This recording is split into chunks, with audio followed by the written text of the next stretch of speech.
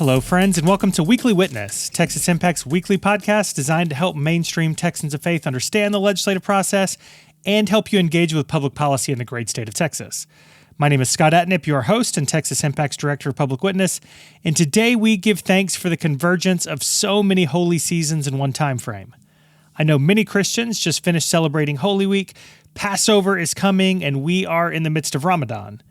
And all of those seasons can and should inspire people of faith to love our neighbors and, I believe, have some intersection with advocating on behalf of our neighbors and communities at large. Here with us today to talk about that is friend of the program, Usama Malik, program coordinator for Austin Presbyterian Theological Seminary and Texas Impact board member, to talk with us about Ramadan and the intersection with advocacy. My hope is that during these holy seasons, listeners will find meaning and peace and the strength and courage to do the work necessary to create a better and more just society during what promises to be a challenging year with plenty of opportunities for advocacy and civic engagement. As always, Texas Impact has tools for you at texasimpact.org. You can join our legislative action teams or our rapid response team. You can help mobilize your congregation or community by using our Texas Faith Votes resources. Y'all, so many opportunities. If you have questions or need more information, you can always reach out at scott@texasimpact.org. All right, y'all, I think that's enough wind up for today. So with that, I hope you enjoyed this week's conversation with Usama Malik.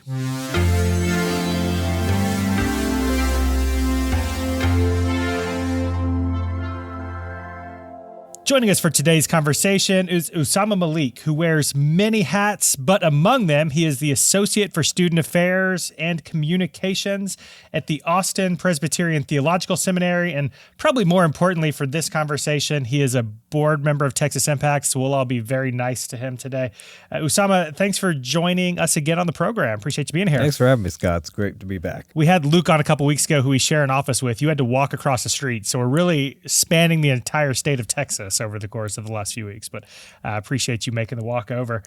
So, Usama, we're talking about Ramadan today, which began March 10th and runs for 30 days through April 9th. So, as of recording, you are getting so very close to hitting the end. Talk to us about how that's going for you this year. Has it been meaningful for you? How are you hanging in? I know you had spring break in the middle of this year. Yeah, no. So it's always been a meaningful experience. Definitely, maybe a little bit more so now with the days being a little bit shorter compared to my time seeing it in the summer. Right. So very grateful for that.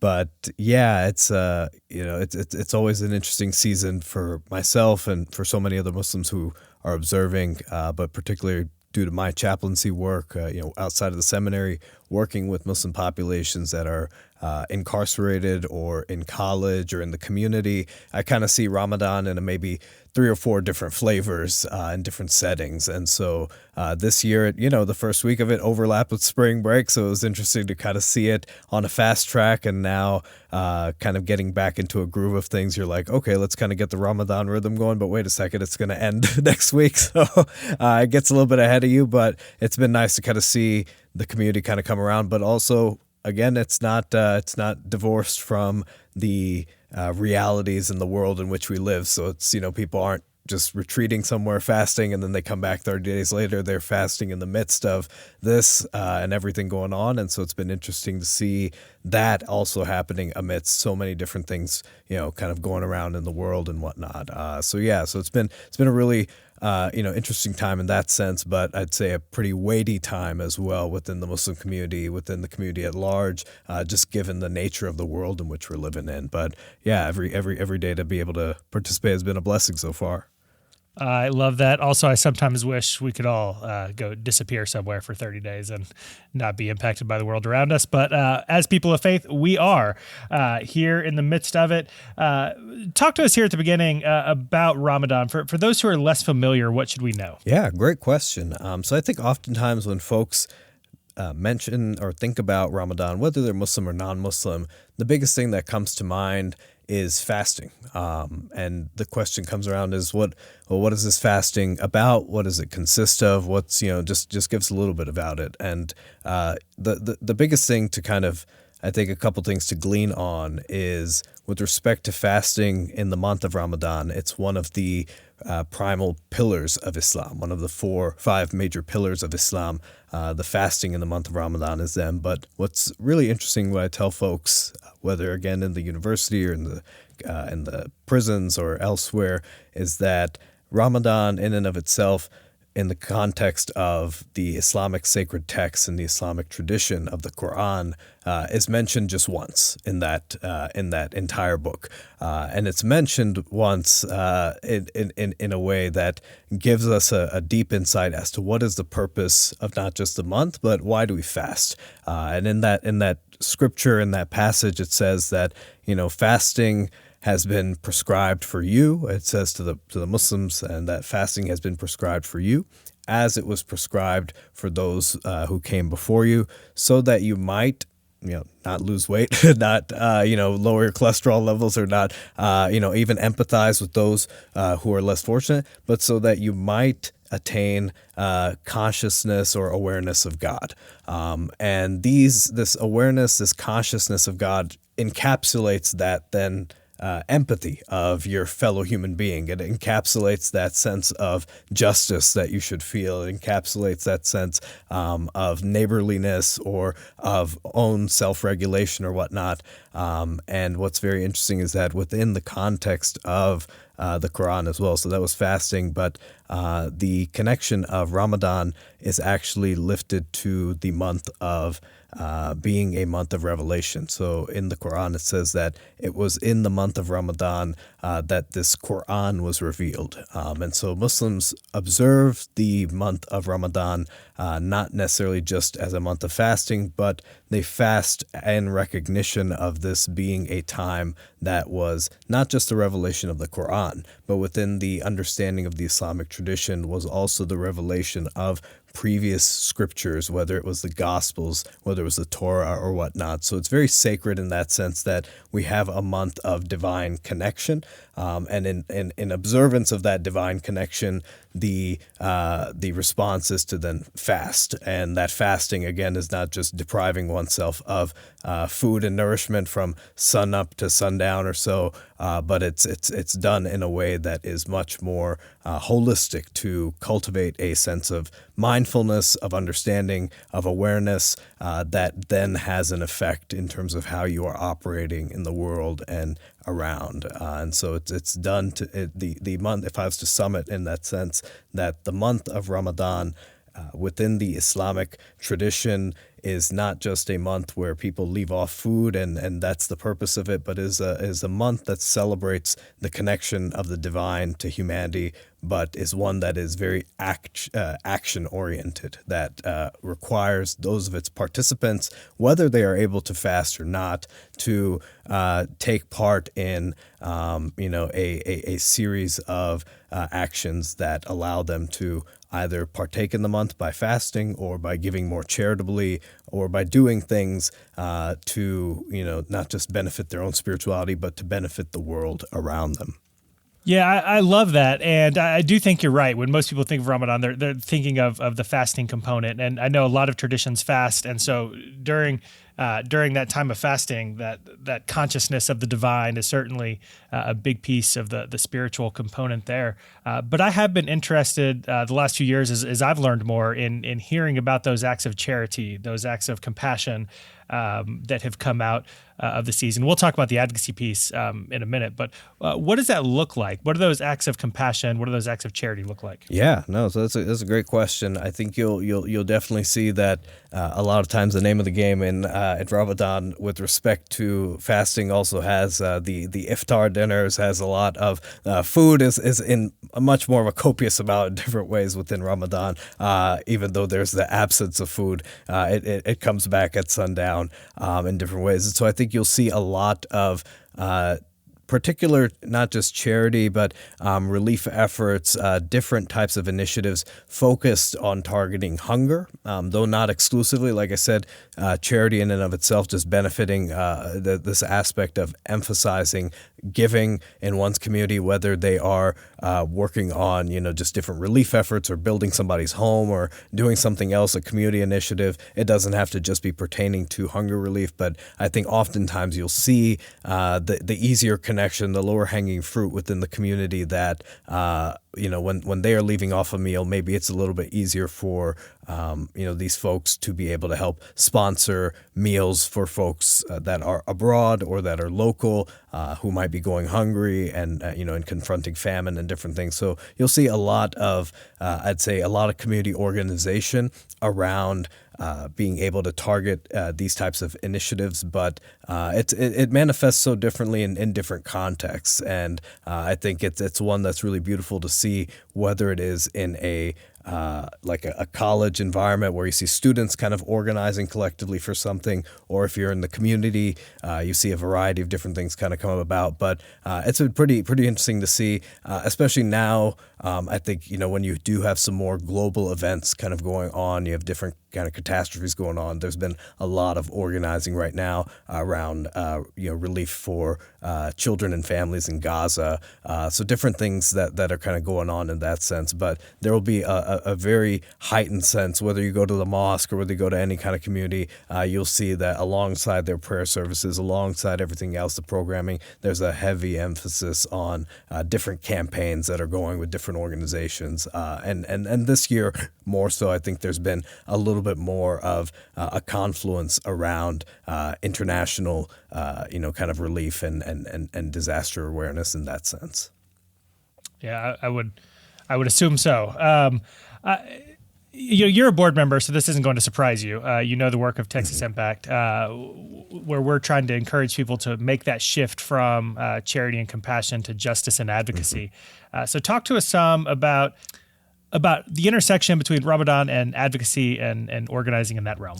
Yeah, absolutely. No, that's a great question. And as I kind of mentioned, it's Ramadan in and of itself is not a passive month. It's not meant to be a passive month at all, in a sense where we're just kind of passengers on this journey of Ramadan and just kind of hanging around for it and just kind of going through it and going through the ebbs and flows. But Ramadan's a very action-oriented month, as I kind of mentioned earlier, with respect to what Ramadan is about. Is not just a month that that the divine is connecting to us, that, it's a month in which the Quran was revealed, and in observance of that and in recognition of that, fast, to do something about it. But what is the purpose of that fasting? Why do we even fast? To fast for not just an eye for an eye type of purpose, but fast in and of itself, so that you might attain a sense of God consciousness, so that you might attain a sense of awareness that's around. And when I think about Ramadan and the aspect of justice that comes about it, it heightens oneself to not just look at, hey, I need to be a little bit more charitable, or I need to do a little bit more about this, but it makes you really step back and say to yourself that, as I am taking away a little bit of that physical nourishment that I thought was something that was necessary for me, like I needed this, you actually are saying, I don't really need this, but you're trying to gain a better awareness of the world that is around. You're trying to see things a little bit clearer for as they are, and in all dimensions, whether in a spiritual sense or in a physical sense. But the month of Ramadan, in and of itself, gives that insight of seeing things as they are in that way, that they're not just, as I said, we oftentimes have different types of metaphors or parables where you have, a river is kind of coming down downstream, and you see people are becoming poisoned by that river, and you're trying to say, okay, let me try and just address the folks that are down here and trying to address it here. And someone says, well, what's coming up at the top of that river that's actually causing for this to happen? And Ramadan really makes us point our focus there versus just trying to think about charitably, let me just do tit for tat with respect to my fasting and my charity, and instead saying, wait, why is this injustice even happening in the first place? Because that injustice in and of itself is not just other to us. That injustice for us as a community, as Muslims practicing, is something that we are responsible for. In the Islamic faith, in the Islamic teaching, we are told in the Quran that that to be those who stand up for justice, even if it is against those who are even if it's against ourselves, even if it's against our family members, even if it is against, those who are the most beloved to us. So thinking about our role of being Muslims and being a people of faith is intrinsically linked to combating injustice in every which way and form. And Ramadan is a month in which we try and heighten our spirituality. We try to heighten our duty and obligation and remind ourselves who exactly we are, why are we doing the things that we do. And so it even puts us even on a higher alert that, look, if we haven't been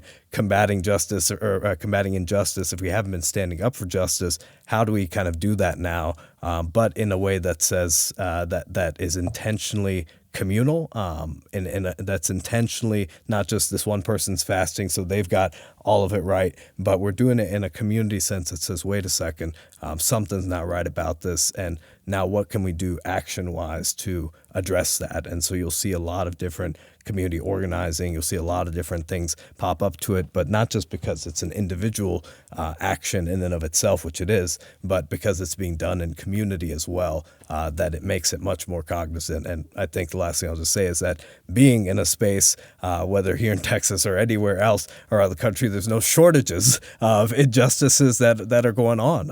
And so Right. It heightens us to not just say, well, what's happening in my community or in my home or whatnot. It makes it much more aware to say, well, how does that law, how does that executive order, how does that actually, how does that resonate with respect to my faith, and how do I stand up for something like that? How do I push back against something like that in a faithful manner? Yeah, I've been thinking a lot about that, especially over the course of the last month, because so many people from lots of different traditions are having their holy periods during this time. And my hope is that we're all getting that spiritual nourishment, not just food, but the spiritual nourishment that we need during these times. And we are all in community and pondering the universe together. I guess my question is, what do you hope comes out of this? What does successful stands for justice look like? What do you hope the community will do post-Ramadan and throughout this year, where I think we will see a lot of injustice? We'll hear rhetoric that is harmful towards folks that we love and communities that we care about. How do you hope that folks will respond? Yeah, that's a great question. I think Ramadan oftentimes what goes over us in a way is that, when it comes once a year in a way, it's like, okay, we've done, we're gearing up for Ramadan. We did Ramadan, and now it's kind of back to kind of the normal swing of things. Now I can eat that Hershey's bar in the middle of the day, or I could just have a swig of that water at any time I want, or that candy that's sitting in my office without any haste. And just thinking about Ramadan doesn't just kind of give us an exception of who we are or what we can be. Ramadan shows us that what we can be in our highest in the highest possibility of who we are, in a sense, our best way of operating. That Ramadan gives us an insight into what our best potential is, and the ways that we can operate not just on a one-off, but it allows us to see who we can be day in, day out, should we choose to. But it also gives us an insight that in order to operate at our highest level, it doesn't maybe require that we take in everything. It actually gives us an insight that to operate at our highest, maybe we need to leave off some things. Maybe we need to give a little bit of space from that which we feel like is absolutely necessary. No, I need to have that hoagie in the middle of the day. I need to have that sandwich. I need to do this. And it's like, no, what does it look like to be able to to intentionally start your day, but be able to say, I don't need that right now. What does that do for you in a sense of connecting to the world around you, but also connecting to yourself? Because I feel like we are in a time and a day and age in society that is, hey, you need this, it's instant gratification, and we kind of don't know what we need. This is what we feel is what we need all around. And Ramadan kind of gives us that intentional kind of pause and saying, wait a second, you don't really need this, but also when you disconnect from that, you have a heightened sense of connection to what all is going around. And so my hope would be, with respect to the energy that we have in Ramadan, the energy that we bring into Ramadan, that we get cultivated in Ramadan, even if it's not as much caloric energy, that energy continues to pervade even afterwards, because again, it shows us not just an exception of who we could be at this one moment, but who we can be day in and day out, and how we can operate day in and day out. So if it's you see up until this point, we've got people out in the streets that are day in, day out, working and organizing against stuff like SB4, or, working and organizing for their neighbors, or working and organizing towards ceasefire efforts or whatnot, and doing that before Ramadan.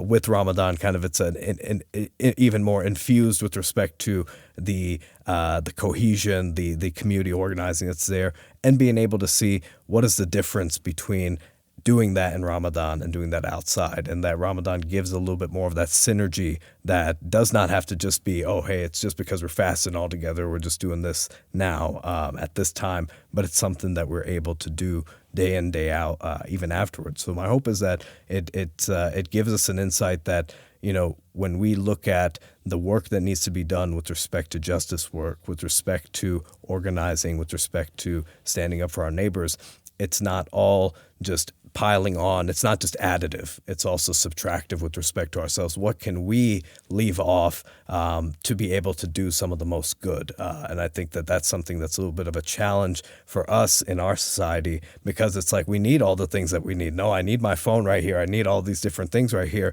Otherwise, I can't do this. But what does it look like to leave something that we deem essential and be able to see, whoa, I was actually able to unlock so many other things that I had no idea of. And so it really is about opening some of those blinders that we've put on ourselves societally, but being able to see that when I lift some of those blinders, when I open them up, what does it look like?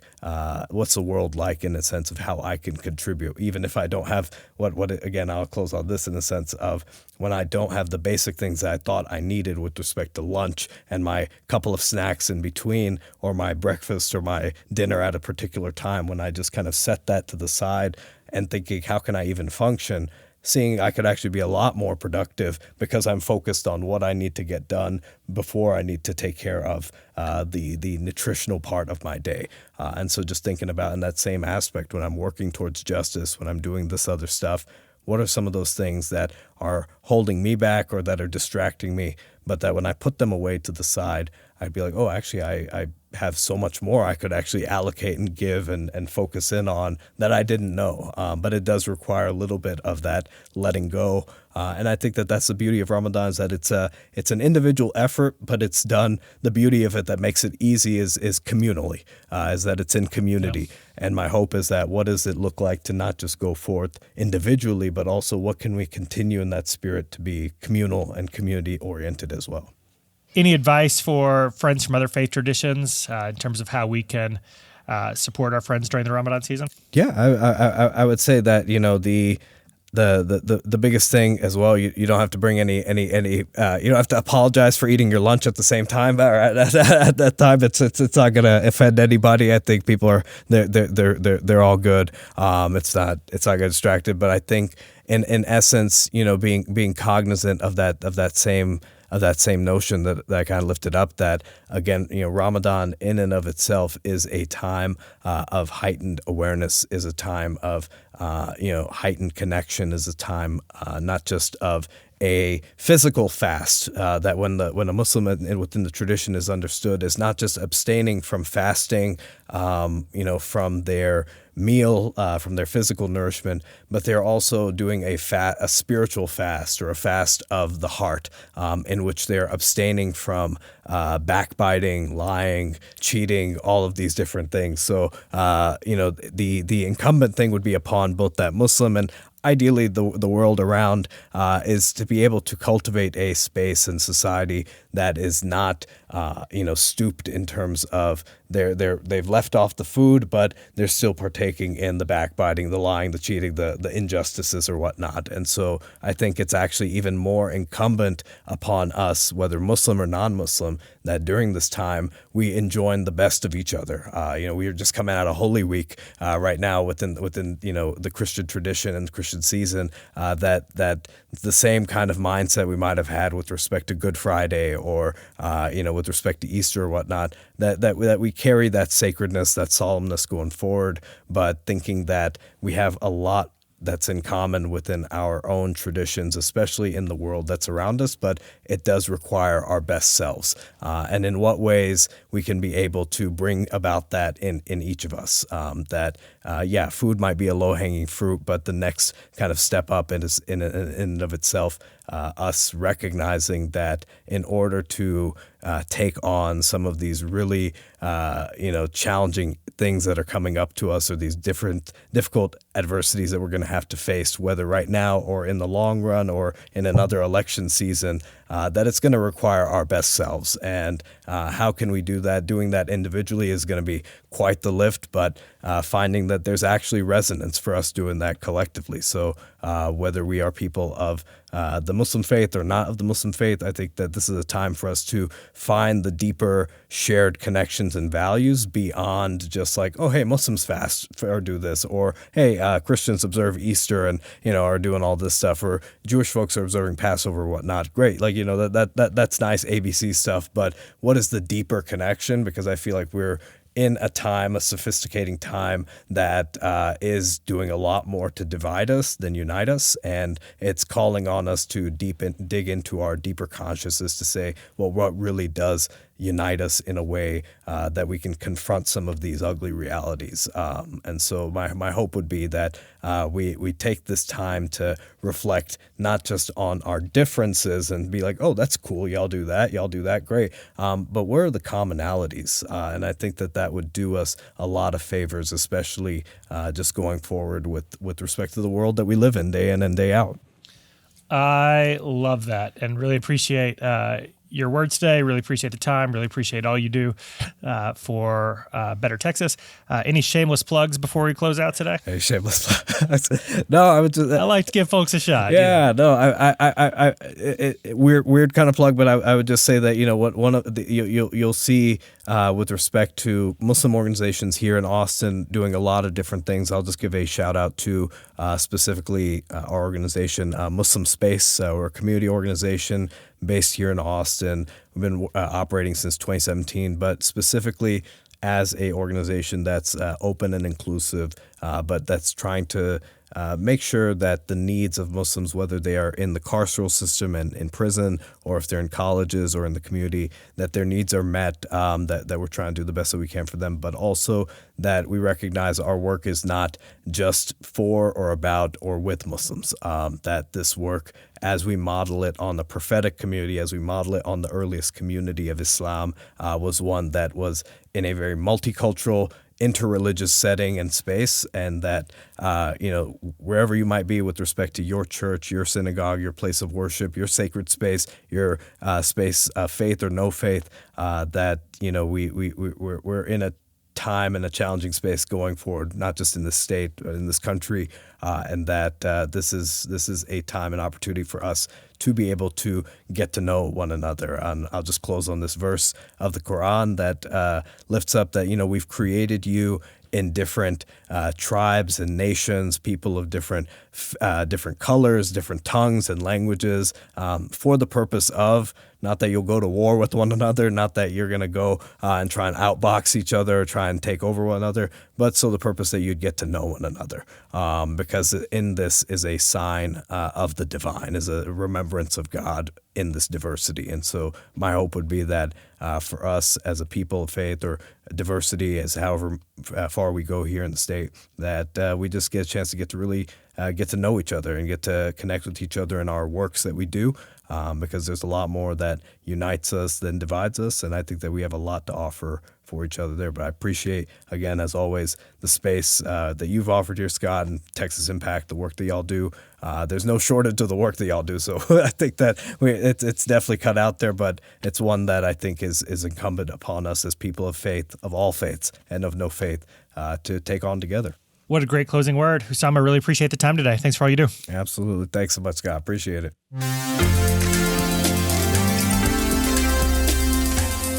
I hope you enjoyed this week's conversation with Usama, and I hope all of our friends celebrating Ramadan have a meaningful season. Again, I said it at the top, but we have so many faith traditions celebrating their holy days this month, and I hope everyone is able to find time to enjoy the season, find meaning, and spend some quality time with friends and family. Save up that energy and all of the good vibes during the season, because we'll need it to make it through the slog of an election year. Between school board elections, runoff elections, and the November general election, you will have an opportunity to shape public policy in your community, throughout Texas, and beyond. And I know Texans of faith are up to the challenge to work for a more just and equitable Texas. For your tools to do all of that, check out our website at texasimpact.org, join a team, get engaged in the Texas Faith Votes campaign. Find out how to do it all at texasimpact.org. While you're there, I hope you'll take a moment to sign up to be a member of Texas Impact. Your membership supports this podcast and all of the work to engage Texans of faith to advocate for a more just and equitable Texas. If you have questions about any of it, please reach out. You can reach me at scott@texasimpact.org. And with that, I think it's time to close out this episode. So remember, the world needs Texans of faith active and engaged. So let's get to work.